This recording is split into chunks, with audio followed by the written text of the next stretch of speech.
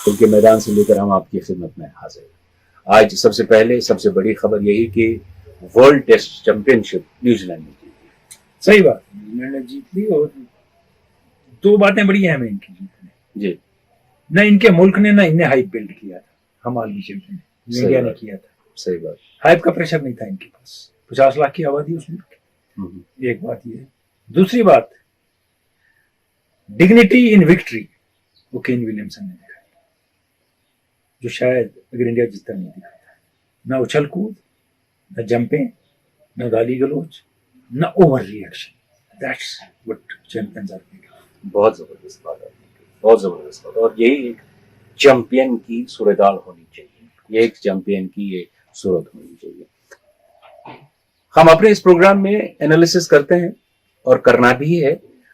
हमने कुछ रणजी ट्रॉफी के सभी खिलाड़ियों के साथ बात की, उन्होंने अपनी राय रखी, टेक्निकलिटी के हवाले से कि कहां पर किसकी क्या चूक, सही बात, वो भी करेंगे। लेकिन मैं आपसे पूछना चाहूंगा कि अगर हम देखते थे पहले, मुझे खुद लगता था कि भारत की टीम बहुत आगे है न्यूजीलैंड से।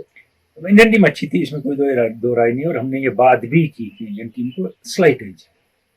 क्यों?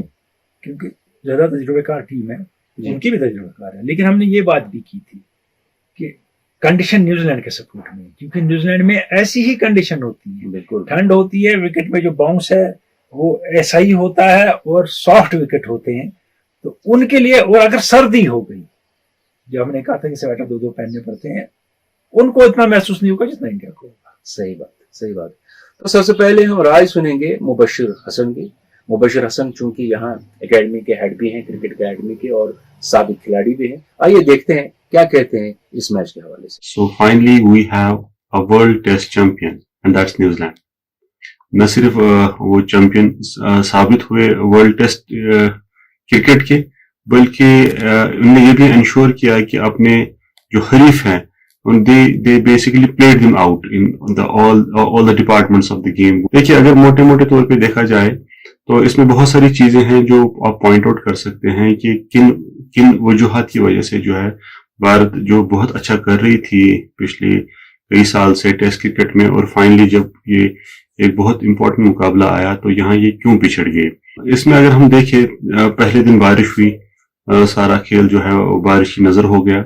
लेकिन जब दूसरे दिन खेल शुरू हुआ, भारत ने बैटिंग की, बेसिकली बहुत कम रन बनाए थे उन्होंने, 277 रन अगर टेस्ट क्रिकेट के हिसाब से देखे तो। और इनकी जो बैटिंग की डेप्थ है उस हिसाब से देखिए, क्योंकि अश्विन तक जो है उनके पास 4-5 टेस्ट सेंचुरियां हैं उनके रिकॉर्ड्स में, तो बहुत डेप्थ तक वो बैटिंग करते हैं। 217 रन किए तो लग रहा था कि भारत ने बहुत कम स्कोर किया है, लेकिन अपने मर्द मुकाबले टीम न्यूजीलैंड जो थी उन्होंने 249 रन पे समेट दिया। तो सिर्फ कोई 30-32 रन की लीड थी, जो टेस्ट क्रिकेट में कोई ज्यादा वाजिह फर्क नहीं होता है।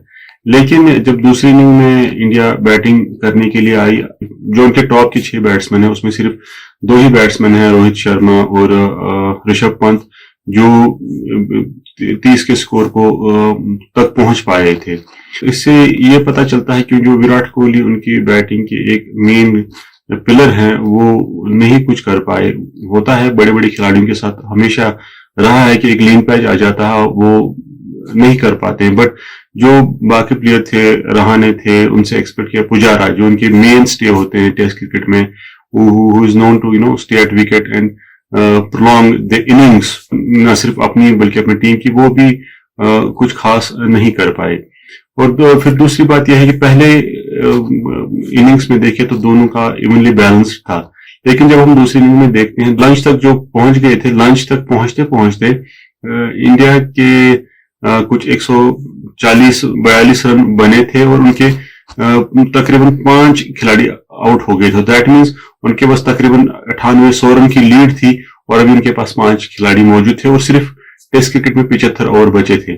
तो इसका मतलब ये था कि वो लंच के बाद आते और 20-30 ओवर गेम को थोड़ा स्लो कर देते, 30-40 और खेल लेते, तो उसमें 30-40 रन और जुड़ जाते, तो मे भी अपने हरीफ को जो उन्होंने टारगेट दिया था 138 रन का बेसिकली, तो उससे ज्यादा वो कुछ कर पाते। लेकिन यहाँ पे क्या हुआ कि ऋषभ पंत थोड़ा जल्दी कर गए। और फिर ये इसमें एक और हैरानी की बात ये थी कि जो रविचंद्र अश्विन जो खेलने आए थे और सिडनी में आपने देखा होगा कि उनने कैसे बॉलर्स का मुकाबला किया, बाउंसर्स कैसे अपने जिस्म पे ली, कितना टारगेट किया गया उनको, लेकिन वो खड़े रहे विकेट पे, डटे रहे विकेट पे। लेकिन यहाँ पे आप देखेंगे कंपैरेटिवली वो बाउंसर पे बॉल चलाते गए और फाइनली वो जैसे जडेजा पवेलियन वापस चले गए और कुछ देर के बाद वो भी चलते बने। और फिर बॉलर से एक्सपेक्ट नहीं करेंगे, बुमराह आए, शमी आए कि वो करे। हाँ, शमी ने 13-14 रन जोड़े थे, लेकिन वो भी he was reading the below. So the main जो यहाँ पे डिफरेंस मुझे लगा है वो ये था कि ऋषभ पंत जो ही वंस रहाने लेफ्ट, उसके बाद उनको एंकर करना था अपने इस टीम के लिए, एंकरिंग करनी थी, विकेट पे स्टे करना था। स्टे करते तो हो सकता है अगर वो और 20-30 ओवर खेलते, स्कोर थोड़ा बढ़ जाता, 200 रन का टारगेट मिलता न्यूजीलैंड को 30 ओवर में, तो कुछ भी हो सकता था। कि जडेजा का रोल टीम में समझ नहीं आया। उन्होंने अगर वो एज बॉलर खेल रहे थे तो पूरे 2 इनिंग्स में उन्होंने टोटल 15 ओवर डाले हैं और उसमें से भी उन्हें 1 विकेट ली है और वो 1 विकेट उन्हें टीम सऊदी की लिए, दैट मीन्स टेल अंडर की विकेट लिए पहली इनिंग में, दूसरी इनिंग में उनकी कोई विकेट हाथ नहीं लगी। और फिर रन बनाने की बात आई तो वही 20-30 रन से ज्यादा वो बना नहीं पाए। इन कंपैरिजन टू दैट, अगर आपने जडेजा की जगह सिराज को खिलाया हो तो Siraj was booming with the confidence. वो ऑस्ट्रेलिया टूर पे गए थे, is a young player, may be कुछ और जिस लाइन और लेंथ पे वो बॉल डालते हैं, शायद इस विकेट पे उनको बहुत मदद मिलती और शायद अगर 1-2 विकेट वो भी निकाल लेते तो खेल का कुछ रुख कुछ और ही होता। बाहर क्या कहने की बात यह है कि 144 साल की तारीख में पहली दफा न्यूजीलैंड जो है वो टेस्ट चैंपियन बन के सामने आया है। तो congratulation to New Zealand, congratulation to India. ये ओवरऑल जो वर्ल्ड टेस्ट चैंपियनशिप का फाइनल था, ये लो स्कोरिंग गेम थी। देखिए, लो स्कोरिंग गेम में एक चीज होती है, वो बड़ी थ्रिलिंग होती है। जी जी। 600 रन बन जाए तो इंसान सो भी जाता है मैच के साथ। ये जो 200-150 रन के मैच होते हैं ना, इनमें थ्रिल बड़ी रहती है। उनके डिसाइड भी होना है और यहाँ जा रहा है वहां जा रहा है। अब आप देखिए, 2-3 दिन तो बारिश पड़ गई, एक दिन एक्स्ट्रा रखा था, अच्छी बात थी, पहली बार ICC ने अकल। बहुत जबरदस्त, बिल्कुल सही है। और अब हम चलते हैं सईद परवेज कैसर के पास, देखते हैं वो क्या कहते हैं इस फाइनल के हवाले से। इंडिया की हार वर्ल्ड टेस्ट चैंपियनशिप में और इसके रीजन क्या हुए, आप देखिए। सबसे बड़ा रीजन मेरी नजर में था विलियमसन की कैप्टनशिप और कोहली की पुअर कैप्टनशिप। हमने देखा है time and again, Kohli test match में अच्छी कैप्टनशिप नहीं करते हैं, उनकी फील्ड प्लेसिंग थोड़ी सी अच्छी नहीं होती है, साथ में जो बॉलर्स की हैंडलिंग है वो अच्छी नहीं होती है। आप देखिए कि पूरे मैच में जडेजा को कितना अंडर बॉल किया, बुमराह को बॉलिंग करवाते रहे, पहली इनिंग में वो हाईएस्ट रन दिए उनने, कोई विकेट नहीं लिया। दूसरी इनिंग में भी फिर बुमराह से बॉलिंग करवाते रहे। अच्छा, और दूसरी एक चीज़ जो मैंने नोटिस की वो ये थी कि जब स्पिनर्स को विकेट से परचेज नहीं मिल रहा था तो उनको बॉल हवा में स्लो करनी चाहिए थी, वो इनने नहीं की। उसकी वजह से भी न्यूजीलैंड के बैट्समैनों को जो हमारे स्पिनर ट्रबल कर सकते थे नहीं कर सके। वो एडवाइस इनको कैप्टन ने, सीनियर प्लेयर्स ने, बाकी ने, टीम मैनेजमेंट ने देना था कि अब आप बॉलिंग थोड़ी स्लो करो ताकि थोड़ा एयर में इफेक्ट पड़े, इनको स्टेप आउट करके खेलना पड़े तो हो सकता है असर पड़े। दूसरा ये हमने देखा है कि कोहली अनयूजुअली एग्रेसिव होते हैं। कोई विकेट लिया तो हवा में मुक्के चलाने, चीखें मारनी, जंपे मारनी, कोई विकेट लिया तो बॉलर भी मुक्के दिखाता है सबको। ये न्यूजीलैंड की टीम को आपने ऐसे करते नहीं देखा होगा। जब आप इतना एग्रेशन दिखाते हैं, एक आर्टिफिशियल एग्रेशन अभी होने लगा, उससे आपका डिसीजन जो होते हैं वो डिसीजन क्लाउड होते हैं, आपका जो सोचने की कुव्वत है वो थोड़ी कम हो जाती है क्योंकि आप एग्रेशन की तरफ लग जाते हैं। वो भी एक गलत चीज है। ये अनयूजुअल एग्रेशन जो है ये भी इंडियन टीम के लिए कोई अच्छा साबित नहीं हो रहा है। फिर उसके बाद आप देखिए, जैसे हमारे सीमर्स थे, सिवाय शमी के किसी की बॉल मूव नहीं हुई। इंग्लिश कंडीशन में जहां न्यूजीलैंड वाले बॉल स्विंग कर रहे हैं, आपकी बॉल स्विंग नहीं हो रही, जोर की कोशिश कर रहे हैं, तेज तेज तेज की कोशिश कर रहे हैं, उससे थोड़ी विकेट नहीं मिलते। टेस्ट क्रिकेट में तेज बॉल से कोई नहीं डरता है। फिर हमारे बॉलर्स ने शॉर्ट पिच बॉलें कम ट्राई की, बाउंसरें कम ट्राई की। अगर वो 134 बॉलों में 40 रन बनाते तो भी कोई अच्छा रन रेट नहीं था, मगर ये तो होता कि जो कोहली के कहने के मुताबिक एंड पे 30-40 रन शॉर्ट पड़ गए, वही होते बन जाते। क्या फायदा है ऐसी बैटिंग का कि आप वहां खेल रहे हैं, बॉल रही। अब क्रिकेट अगर खेलना है तो आपको थोड़ा पॉजिटिव खेलना है, रन बनाने। आप बॉल छोड़ रहे हैं, बॉल और पिच को भी डिफेंसिव खेल रहे हैं, सारी टीम का मोरल डाउन होता है। पता नहीं टीम मैनेजमेंट क्यों नहीं उसको एडवाइस करती। मेरे हिसाब से अब टाइम आ गया पुजारा को गुड बाई कहने का, क्योंकि वो तब एक एंड से रहते हैं जब एक एंड से अगर उन्होंने 80 बॉलें खेली थी, दूसरे एंड से कोई बैट्समैन रन बनाता तो वो निप जाता था। मगर जब दूसरे एंड से बैट्समैन प्रॉब्लम में है, 10 20 25 बॉलों के बाद तो आप रन बनाने स्टार्ट करिए। मैच के तकरीबन 2 से ज्यादा दिन तो बारिश में जाया हो गए, उसके बाद भी आप हार गए क्योंकि आपकी आपकी बैटिंग कुछ नहीं थी। 170 पे आप आउट हो। यही प्रिपरेशन करके आप गए टेस्ट चैंपियनशिप के लिए। फिर आप ये देखिए कि जो ओवरऑल हमारी टीम के बैटिंग का अप्रोच है, वो अप्रोच हमेशा outside the off stump swing ball in या आउट दोनों में सस्पेक्ट बड़ा रहा। और इस मैच में भी हमें दिखा कि जो outside the off stump India को slightly short of good length ball खिलाते हैं, अपना विकेट गंवा देते हैं। ये टेस्ट फाइनल जो था टेस्ट मैच चैंपियनशिप का, ये इंडियन टीम को एक सबक लेना चाहिए इससे, ताकि आइंदा हम अपने आप को इम्प्रूव कर सकें। न कि ये हम कहें कि जी ये कोई तरीका है चैंपियनशिप का, जैसे कोहली ने हारने के बाद कही कोई तरीका है चैंपियनशिप का। आपने पहले कहा होता मैच से हम मानते, हारने के बाद आप ये कह रहे हैं। अगर आप जीत जाते तो तब ठीक था। जैसे सही परवेज कैसर, आपने कैप्टनशिप की बात की, आपने स्पिनर्स की बात की, तो हाँ सही बातें हैं ये परवेज साहब। जी, लेकिन एक थोड़ा सा ना इसमें थोड़ी इशू ये है कि कहीं जो फील्ड प्लेसिंग वगैरह थी कुछ अच्छी भी थी कोहली, ऐसी बात नहीं है। परवेज खवाए कोहली के एग्रेशन से, और उनका एक पॉइंट है जो वैलिड है जी, कि जब आप ओवर एग्रेसिव होते हैं, आपकी एक्सपेक्टेशन हर बॉल पे हर जगह बढ़ती रहती है। अब जीते अब हारे, अब उसको पीटा, अब इसको पीटा। जब ये नहीं होता तो टीम के पास फिर सिचुएशन जब प्रेशर में आते हैं हैंडल करने की ना आदत रहती है, ना ख्याल होता है कि हैंडल करनी है, अब जंपे नहीं चलेंगी। ये सही है। जहां तक स्पिनर की बात है, इनने कहा फ्लाइट नहीं दी स्पिनर्स ने, ये भी सही है, लेकिन स्पिनर कम यूज किए गए। परवेज ने कहा स्विंग की बात सही कही, कम की इंडियन बॉलर्स ने, लेकिन एक बॉलर का नाम ये भूल गए जिसने बहुत अच्छी बॉलिंग की इंडिया की, स्विंग भी करा, एग्रेशन भी दिखाया। तो और भी बातें हैं, लेकिन एक बात यहाँ पे मैं पूछूंगा इससे पहले कि हम इश्तियाक साहब के पास चलें, उन्होंने भी अपनी राय दी है। कोहली का कहना है कि एक फाइनल नहीं होना चाहिए, कम से कम 3 मैच होने चाहिए। ये मैच से पहले कहना था जी। अगर जीत जाते ये बोलते पहली बात। इसको कहते हैं बैड लूजर लोग। You should have dignity in losing, जैसे शास्त्री ने दिखाई। उन्हें तारीफ की न्यूजीलैंड की, का उन्हें अच्छा खेला, उन्हें बेहतर कंडीशन समझी और वो डिजर्व करते थे जीतना। That's the way. दूसरी बात, जनाब आप 2-2 टेस्ट की सीरीज खेल के फाइनल में पहुंचे हैं, क्योंकि जब 2 टेस्ट की सीरीज खेली, एक टेस्ट में आपको 60 पॉइंट मिले। जब इंग्लैंड ने एशेज खेली, अगर ऑस्ट्रेलिया ने 4 मैच भी जीते तो 24 ही पॉइंट एक मैच के मिले। 2 मैच की सीरीज खेल के आप पहुंचे फाइनल में और कहते हैं फाइनल 3 मैच का हो। कैसे? सही ये बात समझ नहीं आई मुझे। तो आइए सुनते हैं अब इश्तियाक खान साहब के तसुरात।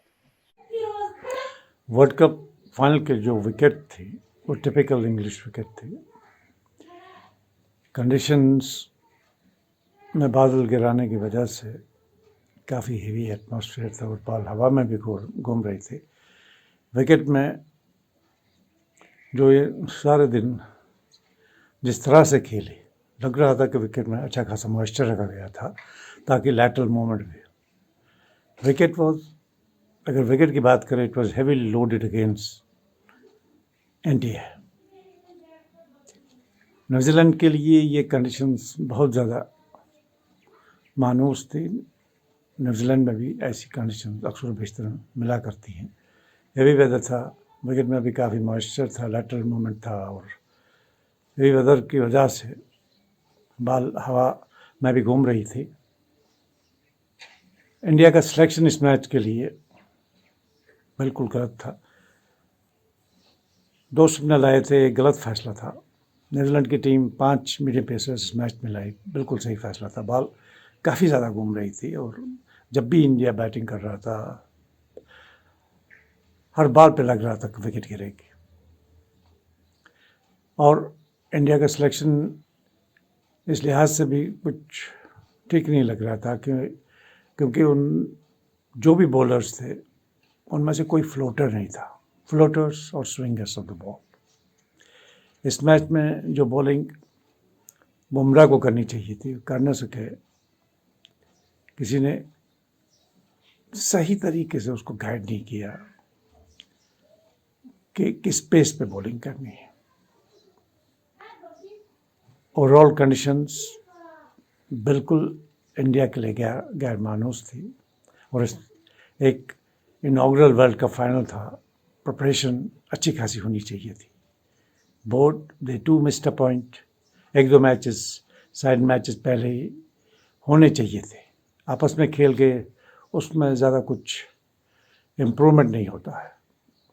किसी काउंटी के साथ खेलते और कंडीशंस वहाँ अक्सर बेशतर काउंटी मैचेस में थोड़ी डिफ़िकल्टी होती है, तो टीम का परफॉर्मेंस ज़्यादा बेहतर रहता। जो ये इंडियन टीम है, स्पिनर स्ट्राइक देख लीजिए, वहाँ भी लुढ़क जाती है। और जो ये जिस तरह की सीमिंग और स्विंगिंग कंडीशंस थी मैच के दौरान, तो काफ़ी सस्पेक्ट बैटिंग लाइनअप है इन कंडीशंस के लिए। आप विराट कोहली को देख लीजिए, सबसे बेस्ट बैट्समैन है टीम का, लेकिन he too is suspect after the Australia. Bowling जो इंडिया ने की इस मैच में वो ज़्यादा मुतासिर कुन नहीं थी। ईशांत शर्मा पूरे मैच के दौरान लग रहा था कि ये ओवर द हिल है। उनकी परफॉर्मेंस बिल्कुल गैर मुतासिर कुन थे। अब जो कंडीशंस थी उसमें कोई भी बॉलर अगर बॉल करता तो एक दो विकेट ले जाता। बॉल बहुत ज़्यादा मूव कर रहा था हवा में भी और ऑफ द विकेट भी। PCI they too missed a point, world cup final था। बैठ के अच्छी तरह से प्लानिंग करनी थी कि किस तरह इस मैच को खेला जाएगा। ये तो बिल्कुल जिस तरह वो इंग्लैंड चले गए और कोई शायद मैच नहीं खेला, तो बिल्कुल न्यूजीलैंड के हाथों में खेल गए। न्यूजीलैंड प्लेड प्रोफेशनली, जो कंडीशंस थी पूरा इनको इस्तेमाल किया। और जो उनके मेन स्ट्राइकर हैं जेमिसन, 6 फुट 8 इंच के लंबे नौजवान, उनको काफ़ी हाइट की वजह से विकेट में से काफ़ी बाउंस भी मिला और काफ़ी मोमेंट भी था। India the missed a point, disappointing bowling और कंडीशंस को देखते हुए बैटिंग भी कुछ अच्छी खासी नहीं थी। अगर इस मैच के दौरान रेन और वेदर का इतना इंटरप्शन ना होता तो मेरे ख्याल से मैच 3.5 दिन में ख़त्म होना चाहिए था। वेदर ने इसको थोड़ा लंबा खींचा और कंडीशन जो थी इंडिया के लिए बिल्कुल गैर मानूस, और न्यूजीलैंड ने इन कंडीशंस का सही इस्तेमाल किया और मैच जीत गए और डिजर्व भी करते थे। इश्तियाक खान साहब ने उसी विकेट से शुरू किया है। बिल्कुल ये हम ए ग्रेड क्रिकेटर हैं, बीसीसीआई के रणजी प्लेयर भी रहे हैं। इश्तियाक खान साहब ने कहा कि जो विकेट की कंडीशन थी वो न्यूजीलैंड के फेवर में थी। सही कह रहे हैं। ये इंसिडेंटली थी कि उस दिन बादल थे, फिर बारिश हुई, मौसम वैसा हो गया।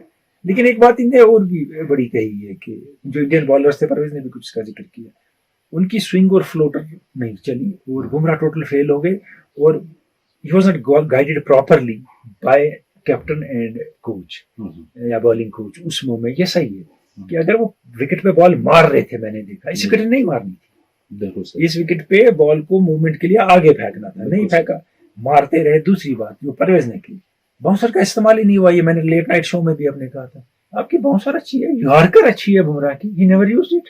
तो आप यानी इसका मतलब है कि आप मैच फिट नहीं है। इश्तियाक साहब ने कहा कि मैच प्रैक्टिस जो इंडिया की थी वो सही नहीं थी, लैग कर रही थी, तो उसकी वजह से हारा। आपको क्या लगता है? देखिए, इन्हें ये बात कही कि जब यहाँ से अब टीम जाती है तो 25-30 प्लेयर जाते हैं कोविड की वजह से, तो ये प्रैक्टिस मैचेस आपस में खेलती हैं, 2 टीमें बना के। इनका कहना कि आप अपनों को ही खेल रहे हैं तो नया तो कुछ सीख नहीं रहे। सही। काउंटी से खेलते, काउंटी में फॉरेन प्लेयर भी होते हैं, काउंटी में डिफरेंट किस्म के बॉलर होते हैं, अननोन के साथ खेल के अलग एक्सपीरियंस मिलती है और मैच कॉम्पिटिटिव होता है ज्यादा। ये बात बिल्कुल इनकी सही है जो इनने कहा। और ये परवेज ने भी कही बात, ये मुबशर ने भी कही, इंडियन बैटिंग, ये हमने पहले भी डिस्कस की थी फाइनल से, अगर बॉल मूव होने लगी कंडीशन में, इंडियन बैटिंग सस्पेक्ट है या ऑन द राइज खेलने वाली टीमें नहीं चलती हैं। और वही हो गया। देखिए, जहां पर आजकल बॉल स्विंग करती है तो बैट्समैन चलता नहीं है, सही। या अगर कोई स्पिनर ज्यादा टर्न कराए तो आज का बैट्समैन वहीं पर लुढ़क जाता है। तो क्या सिर्फ बैटिंग विकेट ही चलेगा या वही चाहिएगा आज के बैट्समैन को? ये हैरानी की बात है। अगर स्विंग होने लगी बॉल थोड़ी सी तो कहते हैं कैसी बैटिंग हो सकती है इसमें, टर्न होने लगी तो बैटिंग कैसे हो सकती है। और ये मैं उन लोगों को कह रहा हूँ जो कहते हैं आज का बैट्समैन, पुराना बैट्समैन दिल स्कूप नहीं मारता था, रिवर्स स्वीप नहीं मारता था, और ये जो आज खेलते हैं वो इक्विपमेंट की वजह से खेलते हैं, यहाँ से वहां तक जरा बख्तर पहना है फिर कुछ भी चलेगा। पुराने प्लेयर के पास वो नहीं था, लेकिन क्वालिटी थी to bat on all wickets, जो आज नहीं है। बॉल थोड़ी सी स्विंग हुई, 200 रन नहीं बने दो टीमों से, है कि नहीं? बिल्कुल सही। अब आपको हर जगह फेवरेबल कंडीशन मिलेगी, फिर जो ज्यादा स्कोर करेगा, जो 700 बनाएगा वो जीत जाएगा, जो 500 बनाया है उससे। ये तो नहीं चलेगा, उसमें कॉम्पिटिटिवनेस नहीं रहती है, मजा नहीं रहता मैच में। यही मैच है।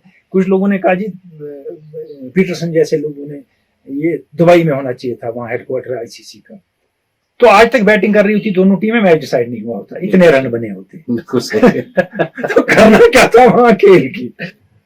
जब हम इस टेस्ट मैच को सम अप करते हैं तो ये बात सामने आ जाती है, जिस तरह से शास्त्री ने कहा या आपने अभी फरमाया कि न्यूजीलैंड की टीम ने अच्छा खेला, न्यूजीलैंड के प्लेयर्स अच्छे साबित हुए, कंडीशन को बेटर समझे, कंडीशन को वो बेटर समझे। और आपने ये भी कहा कि सही बात यह है कि जो असल जीत समझ गए हैं वो विलियमसन है, बिल्कुल, जिन्होंने अच्छी तरह से एक चैंपियन की तरह बिहेव किया, खेला भी और जीता। अब मुझे एक बात बताइए, क्या भारत की टीम में आपको नहीं लगता है कि कुछ लोगों को, कुछ प्लेयर्स को अब बाय बाय टाटा करने की जरूरत है? बिल्कुल है, और ये आज नहीं मैं कह रहा हूँ, ये हम बड़ी देर से कह रहे हैं। हमने ऑस्ट्रेलिया में भी ये क्वेश्चन उठाया था इंडियन टीम में, अगर पुजारा 80 बॉलों में 15 रन बनाते हैं, 90 बॉलों में 20 रन बनाते हैं, टीम को क्या फायदा होता है? मैं सुन जानना चाहूंगा। दूसरे एंड का बैट्समैन प्रेशर में आता है, पहली बात। वो जब ये आउट हो जाते हैं, वो 3 घंटे खेल के, टीम का स्कोर तो आगे बढ़ा ही नहीं होता है, टोटली नहीं। तो आपने क्या किया? टीम तो वहीं की वहीं थी, आप चले गए। अच्छा खेला है उनने, बड़ा है, वो है, ये है, लेकिन ये गट्स होने चाहिए सिलेक्टर में, जो इंडिया में बहुत सालों से नहीं है, टू ड्रॉप की players. Ishant Sharma is also on borrowed time, 3 wicket किसी दिन ले लेंगे वो। और यहाँ पे एक अच्छी बात यह है कि आपके पास जो स्ट्रेंथ है वो बहुत अच्छी है, आप उनको मौका कब देंगे? वो बेंच पे बैठे बैठे ही रिटायर हो जाएंगे। अगर आपको उनका टैलेंट यूज करना है तो मौका देना है ना। और एक और चीज होती है रशीद, हम कहते हैं there is competition for places more in India limited over team, वहां रोज नए प्लेयर आते हैं, चेंज हो जाता है। टेस्ट में तो आप बदलने को तैयार ही नहीं ना है। अब देखिए रहाणे अच्छा खेलते हैं, एक सेंचुरी बनाई ऑस्ट्रेलिया में, उसके बाद क्या उनका अच्छा और बहुत खराब खेलने में बहुत पीरियड निकल जाता है। सही, आपको रीथिंक करना है उनके बारे में। ये शुभम गिल ने 8 मैच खेले, 250 बनाए, फ्यूचर है, वो है, ये है, तारीफों पे चल रहे हैं, मगर किया क्या है बियॉन्ड दैट? तो ये है कि ये गट्स पैदा करने होंगे to drop players who were key players some time ago but are a liability. South America और यूरोप में फुटबॉल मैचेस चल रहे हैं, बहुत जबरदस्त मुल्कों के जबरदस्त गहमा गहमी है फुटबॉल की। और इसी सिलसिले में हमने बात की वादी के मायनाज फुटबॉलर और कोच बिल्कुल साजिद यूसुफ डार के साथ। राउंड ऑफ 16 की अगर बात करें यूरोपियन चैंपियनशिप की, तो पहला मैच जो खेला जाएगा वो खेला जाएगा Wales and Denmark. Similar teams, similar strength. Wales का अपर हैंड रह सकता है अगर गैरेथ बेल ने अच्छा परफॉर्म दे दिया उस मैच में, तो शायद वेल्स डेनमार्क पे बारी हो कि इस मैच को जीत जाए। दूसरा, इटली, हम सबको पता है इटली एक कंबाइंड टीम है, अच्छा परफॉर्मेंस दिया है ग्रुप स्टेज में, और ऑस्ट्रिया को हराना उनके लिए मुझे लगता है इजी रहेगा, so I will go with Italy. Netherland and चेक रिपब्लिक, दो चेक Republic can be a surprising element, but मुझे लगता है कि नीदरलैंड का उसमें एक अच्छा परफॉर्मेंस भी रहना चाहिए और आराम से वो चेक रिपब्लिक को डोमिनेट करके वो मैच को जीतना भी चाहिए। उसके बाद जो मैच रहेगा वो मुझे लगता है कि अच्छा मैच होने जाएगा इस पूरे चैंपियनशिप और राउंड ऑफ 16 में, that is Belgium and Portugal. Evenly balanced, दोनों टीमों ने अच्छा परफॉर्मेंस दिया है ग्रुप स्टेज में, और दोनों टीमों के पास कुछ ऐसे नाम हैं जो अपने टीम को अच्छा रिजल्ट दे सकते हैं, अच्छा कंट्रीब्यूशन दे सकते हैं, और उस कंट्रीब्यूशन को मद्देनजर रखते हुए उस पर्टिकुलर डे पे अपनी टीम को वो जिता भी सकते हैं। सो पोर्चुगल की अगर बात करें, they have got Cristiano Ronaldo, they have got Bernardo. Belgium की अगर बात करें, Brian Lukaku, they can turn the things around. So here, but Belgium, Portugal से अच्छी टीम है, so I will go with Belgium. Croatia versus Spain. दोनों टीमों ने उतना कन्विंसिंग परफॉर्मेंस नहीं दिया है ग्रुप स्टेज में, बट स्पेन हमें पता है कि उनकी एबिलिटी कैसी है, कैसे वो प्रेशर को टैकल कर सकते हैं, हैंडल कर सकते हैं और कितना अच्छा फुटबॉल खेल सकते हैं. So maybe Spain is having an edge over Croatia, so I will go with Spain.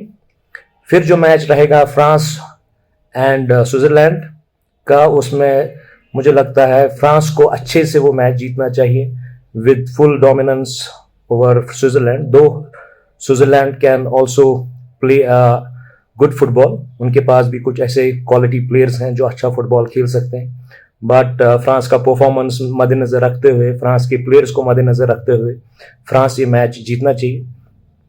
सबसे बेस्ट मैच राउंड ऑफ 16 में England versus Germany, evenly balanced, but Germany में यहाँ पे आपको कहना चाहता हूँ कि जर्मनी एक टीम ऐसी है जो एक कंबाइंड टीम देखने को मिली है हमें ग्रुप स्टेजेस में, and they have perform better as a team, और इंग्लैंड कहीं ना कहीं उनसे कहीं थोड़ा पीछे है.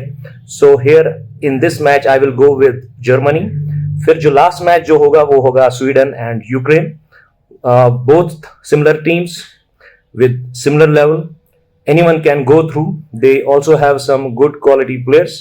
So यही देखना है कि उस दिन कौन सी टीम अच्छे से परफॉर्म करेगी, उनके जो अच्छे प्लेयर्स हैं, की प्लेयर्स हैं, वो अपनी टीम के लिए कैसा परफॉर्म करेंगे.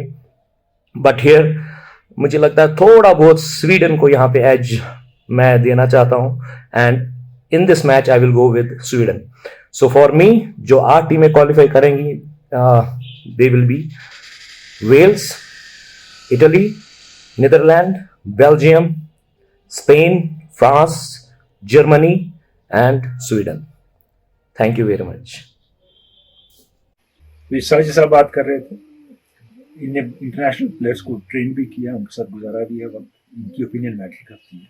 बिल्कुल. और रशीद, इसमें यह है कि कोपा अमेरिका साउथ अमेरिका में चल रहा है, एक एक गोल करके अर्जेंटीना आगे बढ़ रहा है, लेकिन जो एक एक गोल करके टीमें आगे बढ़ती हैं बड़ी डेंजरस होती हैं इस सेंस में कि वो पीक करती हैं उस टाइम पे जब नॉकआउट स्टेज आता है. सही.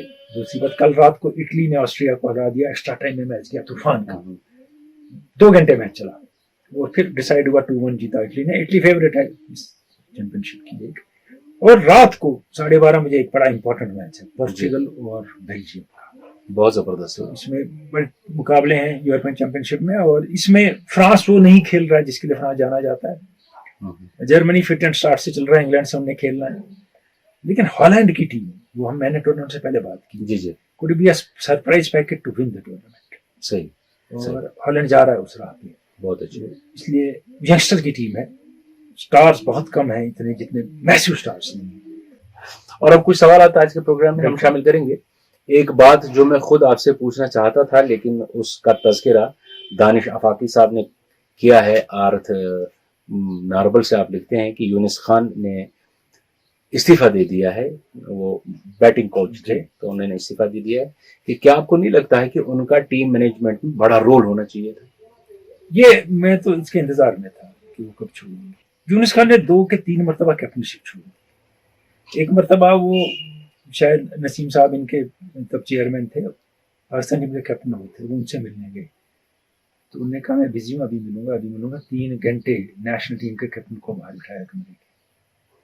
ये वहीं हो सकता है, उस दिन भी मैंने कहा था रेडियो पे. जी इतना बड़ा प्लेयर और नेशनल टीम का कैप्टन, ये बाहर निकले, प्रेस कॉन्फ्रेंस दी और इस तरह दे दिया, जहाँ इज्जत नहीं है वहां मैं रहूंगा. फिर इनको ऑफर हुई 1-2 बार कैप्टनशिप नहीं छोड़ दी. अब लोग कहेंगे ये स्ट्रॉन्ग हेडेड आदमी है, नहीं, ही मीन्स बिजनेस. उन्होंने कहा कि मेरा रोल कुछ नहीं था टीम में, मेरी सजेशन की कोई वैल्यू नहीं थी, कि मैं बैटिंग कोच हूँ, मुझे बैट्समैन की बात करनी है, कौन सा किस कंडीशन में खेलना चाहिए, मेरा कोई सही नहीं है उसमें. मैं उनको ट्रेन कर रहा हूँ मिसबा, और वो आपस में खुद सेलेक्ट कर रहे हैं, मुझसे कोई बात नहीं हो रही, तो मेरा फायदा कुछ नहीं. इसलिए जहां मेरा फायदा नहीं है मैं वहां बैठ के कर क्या रहा हूँ, मैं छोड़ दूंगा. और यूनिस खान जैसा player they will miss him, क्योंकि हमने देखा बहुत से खिलाड़ी हैं जिसमें रिजवान की बैटिंग है, फहीम अशरफ की बैटिंग है, फवाद आलम का रिटर्न है, अजहर अली की एलबीडब्ल्यू की प्रॉब्लम है, वो सारी सॉल्व हो गई इसी दौर में। बिल्कुल, यूनुस खान के। क्रेडिट तो देना है ना, क्रेडिट देना है। दानिश आफाकी का एक और सवाल है, वो मैं इसके साथ ही अभी पढ़ूंगा। वो लिखते हैं कि कश्मीर में या कश्मीर के खेलों में, कश्मीर के खिलाड़ियों में डिसिप्लिन की बहुत ज्यादा कमी देखने को मिलती है। आपने मिसाल दी है कि एचएमटी ग्राउंड को लेकर के आपने कहा कि वहां पे मारपीट हुई, बवाल हो गया, लोग नीचे आ गए। उसके बाद आपने बारामूला के एक मैच का जिक्र किया कि वहां पर भी वॉलीबॉल मैच था, वहां पे जबरदस्त हंगामा हुआ। उसके बाद आपने कहा कि साथ ही उन्हीं दिनों पे बड़गाम में एक तशद्दुद बर्पा हुई। तो ऐसा क्यों? इसमें दो तीन चीजें हैं। एक, जो मैदान में खिलाड़ी है उसके टेंट्रम ज्यादा है, क्वालिटी कम है। वो वही अपनाता है जो इंटरनेशनल खिलाड़ी कुछ करते हैं। लेकिन मैंने बारहा कहा है, और रचित साहब ने भी कहा, हमने डिस्कस भी किया है, जब वो उस लेवल पे है ना, उनका थोड़ा टेंट्रम चलता है। सही, आपके लेवल पर नहीं चलेगा, और उसमें भी वो हद तक जाते हैं, हद के पार नहीं जाते, आप वो कॉपी करते हैं, फिर अंपायर के फैसले नहीं मानते हैं।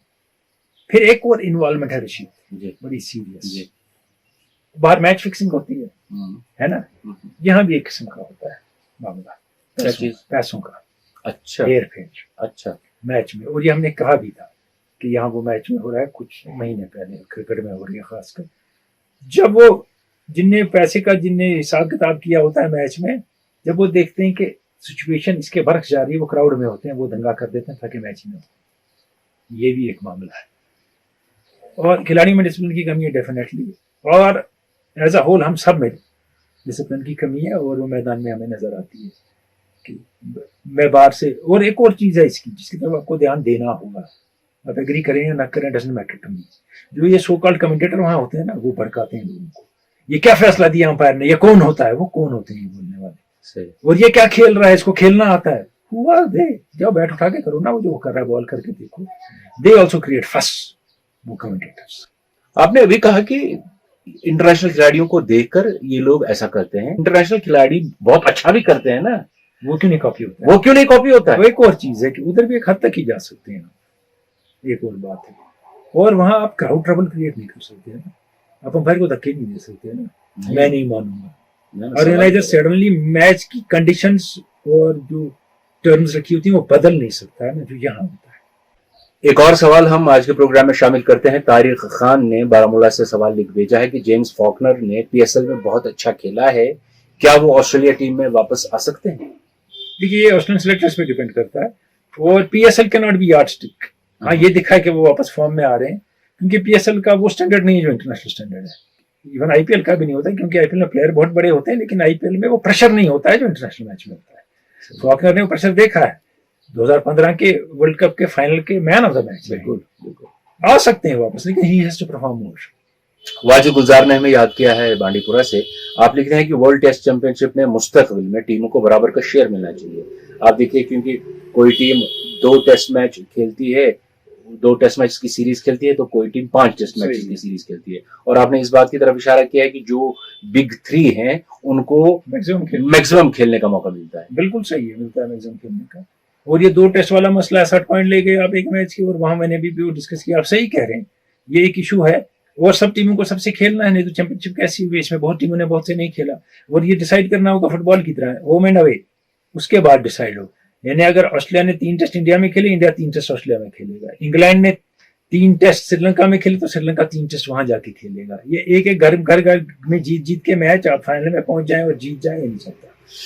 इससे पहले कि मैं एक और सवाल आज का पढ़ूं, हम पहले आएंगे पिछले हफ्ते के क्विज की तरफ। बिल्कुल सही।